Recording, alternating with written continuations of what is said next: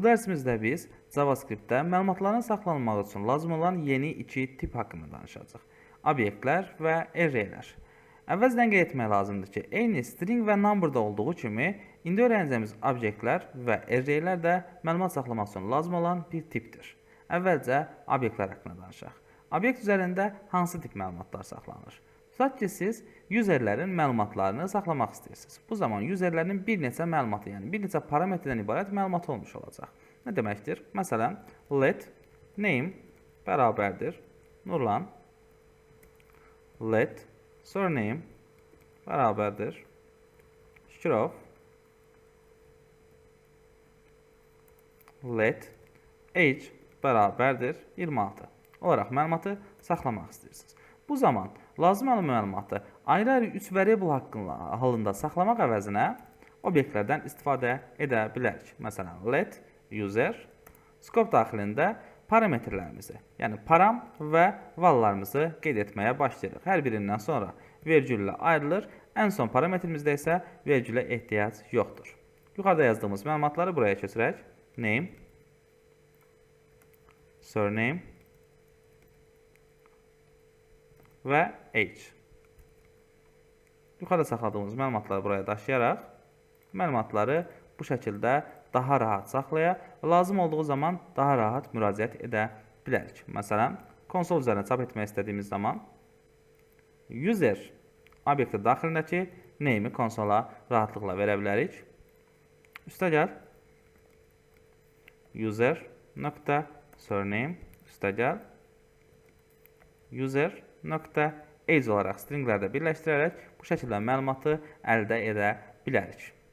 Məlumatı obyektin içərisindən götürməyin bir digər üsulu isə kvadrat scope daxilində, dırnaq daxilində obyektlərimizin parametrlərinə müraciət etməkdir. Yəni, bu sintaks ilə bu sintaks arasında heç bir fərq yoxdur.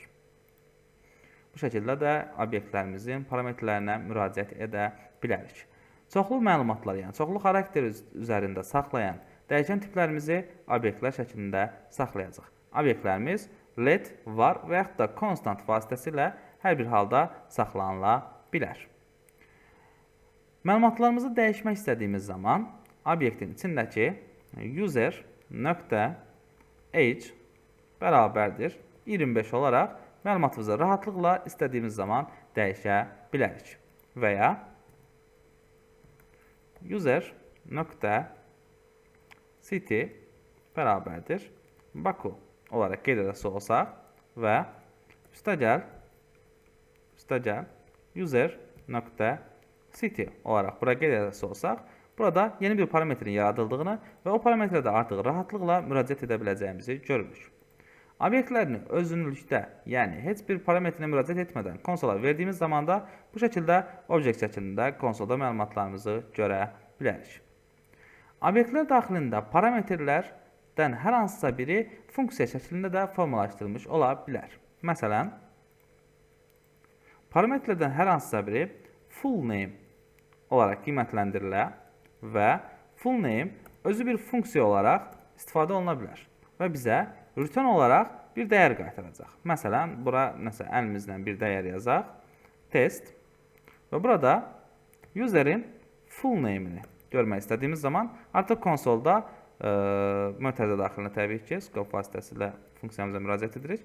Burada konsolda test sözünü görmüş ola bilirik və funksiyonumuzun içərisində yuxarıda olan hər hansısa bir parametrimizə müraciət etmək üçün this keyword-ündən istifadə edə bilərik. This.name üstə gəl, boşluq, üstə gəl, this.surname olaraq full name deyə bir funksiyamızın içərisində obyektimizə daxil olmuş məlumatları üzərində bir iş görərək return edə bilərik. Gördüyümüz kimi bu şəkildə və ya birbaşa bu şəkildə məlumatlarımızı toplayıb göstərə bilərik. User.name və user.surname. Yuxarıda və aşağıda yazdığımız kodların bir-birindən heç bir fərqi yoxdur. Sadəcə olaraq, əgər belə bir iş bizə çox lazım olacaqsa, yəni bir neçə yerdə rahatlıqla istifadə etmək istəyiriksə, bu şəkildə function parametri olaraq yarada bilərik. Obyektlərimizdən sonra öyrənəcəyimiz tip isə arraylərimiz, yəni çoxluqlarımızdır. Biz çoxluğun içində hansı tip məlumatları saxlayırıq? Obyektlərdə gördüyümüz kimi parametr və value-lərdən ibarət bir neçə fərqli tip məlumatlar saxlayırdıq. Array-lərdə bu məsələ biraz fərqlidir. Yəni siz let users bərabərdir kvadrat skobka vasitəsilə bir neçə userlərinizin eyni məlumatlarını saxlaya bilərsiniz. Məsələn, Nurlan, Vergül, İlkin, Vergül, Ülvi olaraq məlumatlarımızı bu şəkildə saxlaya bilirik. Və müraciət etmək istədiyimiz zaman console.log vasitəsilə müraciət etmək istədiyimiz parametrin indeksini qeyd edirik. Yəni users sıfırıncı saymaq sıfırdan başlayır təbii olaraq və burada artıq nurlanı görə bilərik. Və ya birinci, ikinci olaraq müraciət edərək istədiyimiz məlumatı ala bilirik.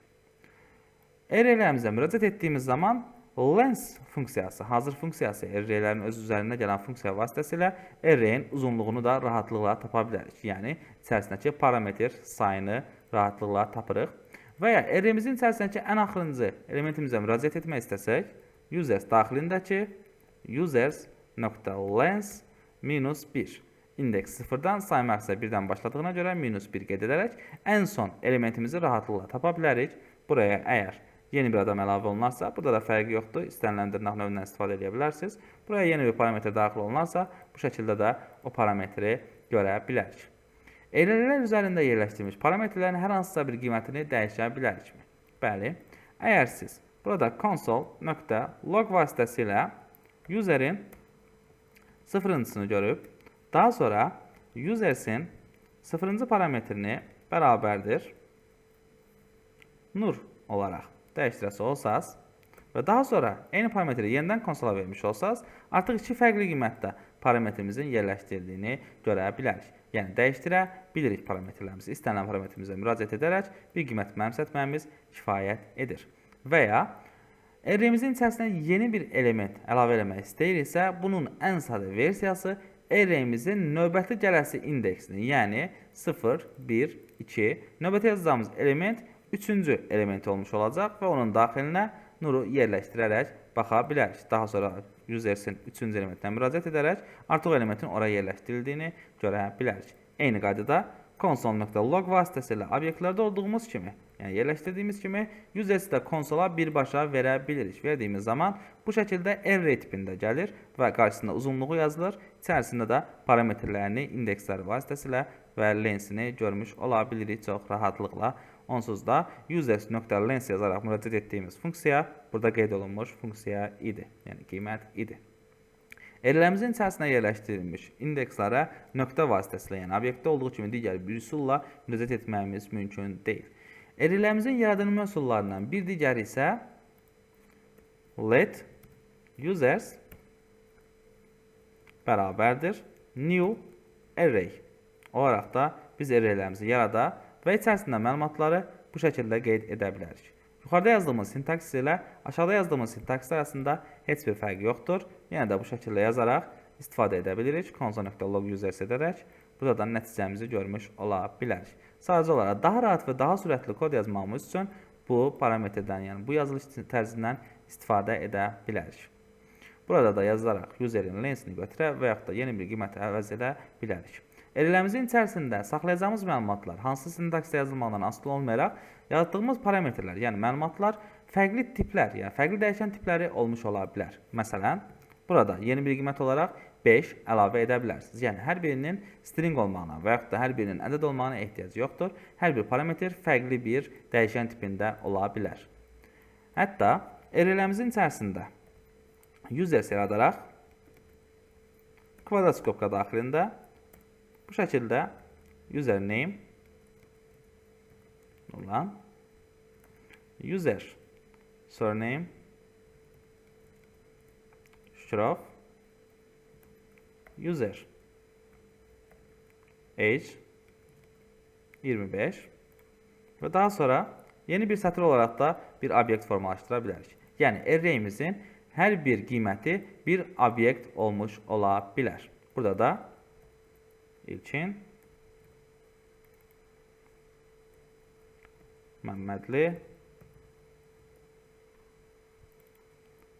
21 olaraq qeyd etsək və daha sonra console.log vasitəsilə buraya yaratdığımız user isə konsola verəsi olsaq, bu şəkildə bir nəticə ilə qarşılaşırıq. Hər biri obyekt olan bir arraydir. Gördüyümüz kimi üzərinə saxladığımız zaman obyekt sözü yazılır və açıb buradakı hər hansısa bir sətrinə müraciət edərək istədiyimiz işi görə bilərik. Müraciət formasında normal olaraq user daxilindəki 0-cı sətrin nöqtə user name-nə rahatlıqla müraciət edə bilərik. Bu şəkildə gördüyünüz kimi və ya buradakı qiyməti dəyişə və ya digər sintaks formamızdan istifadə edə bilərik. Burada da heç bir sıxıntı yoxdur. Bu şəkildə götürə bilərik və yaxud da əvvəldən qiymətini dəyişib konsola verəsi olsaq, nə olaraq qiymətini dəyişək və gördüyünüz kimi artıq yeni qiymətində konsola məlumatımızı verə bilirik. Köhnə qiymət və yeni qiymət. Burada da təbii ki, lens anlayışı keçərlidir. Yəni siz userin nöqtə lensini tapmaq istəyirsinizsə, avtomatik olaraq burada 2 məlumat olduğuna görə burada da 2 görmüş olacaqsınız. Yəni obyekt. Obyektin içərisindəki parametrlər saya təsir etmir.